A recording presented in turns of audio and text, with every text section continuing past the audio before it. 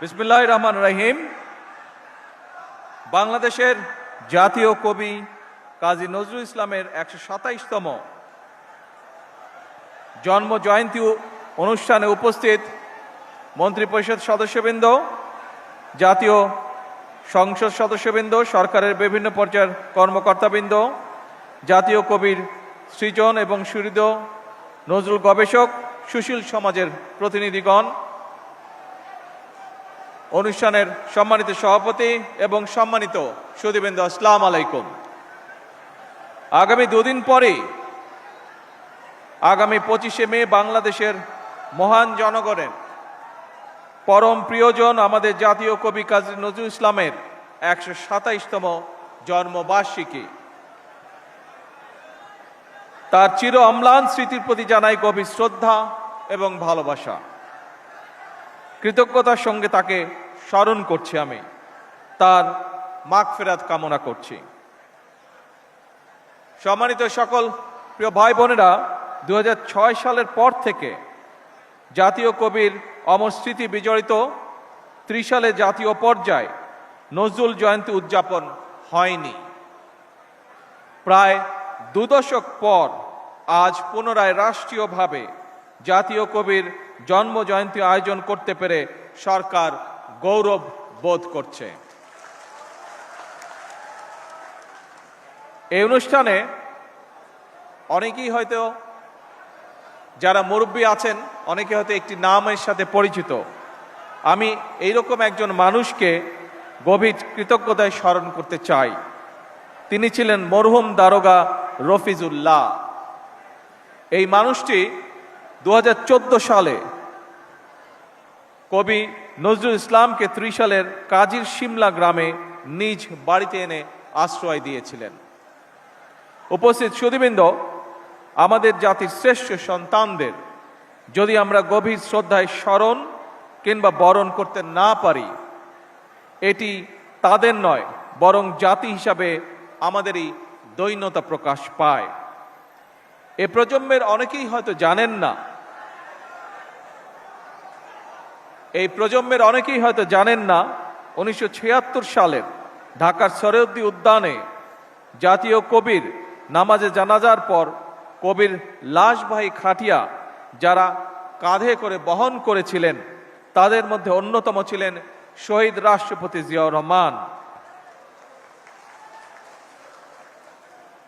১৯৭৯ সালের ২৫শে মে জাতীয় কবির জন্ম জয়ন্তী উপলক্ষে ঢাকার ফার্মগেট থেকে ঢাকা বিশ্ববিদ্যালয় কবির মাজার পর্যন্ত অনুষ্ঠিত একটি র্যালিতেও অংশ নিয়েছিলেন শহীদ রাষ্ট্রপতি জিয়াউর রহমান। প্রিয় উপস্থিতিবৃন্দ, ত্রিশালে জাতীয় কাজী নজরুল ইসলাম বিশ্ববিদ্যালয় প্রতিষ্ঠা করেছিলেন দেশনেত্রী বেগম খালেদা জিয়া। এভাবে জাতির কবির প্রতি সর্বোচ্চ শ্রদ্ধা এবং সম্মান প্রদর্শনের মাধ্যমে প্রমাণিত হয়েছে, কাউকে সম্মান জানালে নিজের সম্মান নষ্ট হয় না, বরং বিনয় মানুষকে মহিমান্বিত করে। আমি মনে করি এইসব কালজয়ী আদর্শ থেকে দূরে চলে যাওয়ার কারণেই বর্তমানে আমাদের সমাজে মূল্যবোধের অবক্ষয় দৃশ্যমান।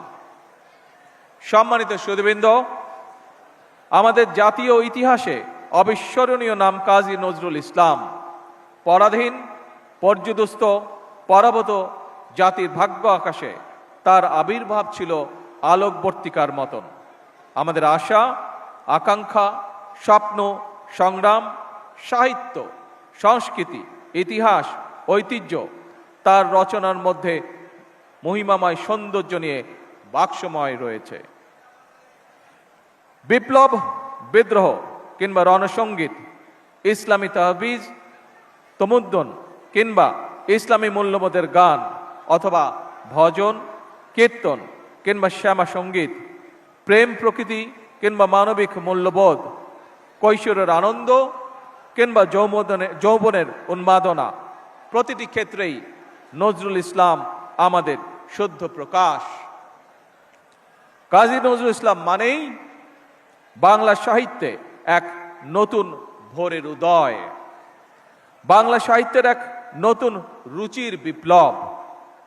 তিনিই কবিতায় এনেছেন যুদ্ধের গর্জন, কণ্ঠে তুলে নিয়েছেন রাষ্ট্রীয় এবং আত্মিক স্বাধীনতার বজ্র নিদাত। তিনি ছিলেন নারী অধিকারী, মেহনতি মানুষের কল্যাণ আর অসাম্প্রদায়িক বিশ্ব মানবতার এক অনন্য ফেরিওয়ালা। এই মহাকবি বাংলাদেশের আবহমান কালের সংস্কৃতির চিরযৌবনের প্রতীক। আমাদের হৃদয় জাগরুক হয়ে আছেন, ইনশাল্লাহ থাকবেন। সকল সম্মানিত উপস্থিতিবৃন্দ, দীর্ঘদিনের ফ্যাসিবাদী শাসন শুধুমাত্র দেশের মানুষের অধিকার আর দেশের অর্থ সম্পত্তি লুট করেনি, বিচার বিভাগ সহ দেশের সমস্ত প্রতিষ্ঠানগুলোকে ধ্বংস করে দিয়েছে। সবচেয়ে যেটি বড় ক্ষতি হয়েছে, বিশেষ করে বিতাড়িত ফ্যাসিবাদের সময় মানবতা, মানবিকতা এবং দেশের আবহমান কালের ধর্মীয় সামাজিক মূল্যবোধগুলোকে একেবারেই বিনষ্ট করে দেওয়া হয়েছে। ঢাকার মিরপুরে একটি নিষ্পাপ মেয়ের নির্মম মৃত্যুর মাধ্যমে মানুষের মানবিক মূল্যবোধের চূড়ান্ত অবক্ষয়ের চূড়ান্ত প্রমাণ মিলেছে। প্রিয় উপস্থিতিবৃন্দ, প্রিয় ভাই বোনেরা, এ বিষয়ে একটি কথা আজকের এই অনুষ্ঠানে আমি পরিষ্কারভাবে আপনাদের সামনে তুলে ধরতে চাই। এই ধরনের শিশু নির্যাতন বা নারী নির্যাতন বর্তমান সরকার কোনোভাবেই মেনে নিবে না এবং বর্তমান সরকার রামিসার এই হত্যাকারীর সর্বোচ্চ শাস্তি ইনশাল্লাহ আগামী 1 মাসের মধ্যে নিশ্চিত করবে এবং সেই সর্বোচ্চ শাস্তি হচ্ছে মৃত্যুদণ্ড, যাতে করে ভবিষ্যতে আর কোনো ব্যক্তি মানুষ এইভাবে শিশু বা নারী নির্যাতন করার সাহস না পায়।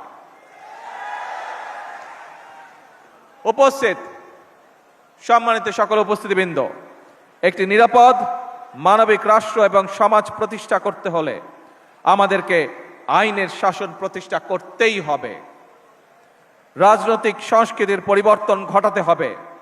একই সঙ্গে আমাদের জাতীয় জীবনে পুনরায় বাংলাদেশের আবহমান কালের ধর্মীয়, সামাজিক, সাংস্কৃতিক মূল্যবোধের পুনর্জীবন ঘটাতে হবে। এক্ষেত্রেও কবি কাজী নজরুল ইসলামের জীবন এবং কর্ম আমাদের জন্য প্রাসঙ্গিক। সম্মানিত সুধীবৃন্দ, কবি নজরুলের জীবন এবং কর্ম বিশ্ব সাহিত্য দরবারে আরো বেশি ছড়িয়ে দেওয়া প্রয়োজন। তার জীবনবোধ, তার জীবন দর্শন প্রজন্মের পর প্রজন্ম পৌঁছে দিতে হবে। এরই অংশ হিসাবে আমাদের জাতীয় কবির স্মৃতি বিজড়িত ত্রিশালকে নজরুল সিটি হিসাবে ঘোষণা করা যায় কিনা এর ব্যাপারে সম্ভাব্যতা যাচাইয়ের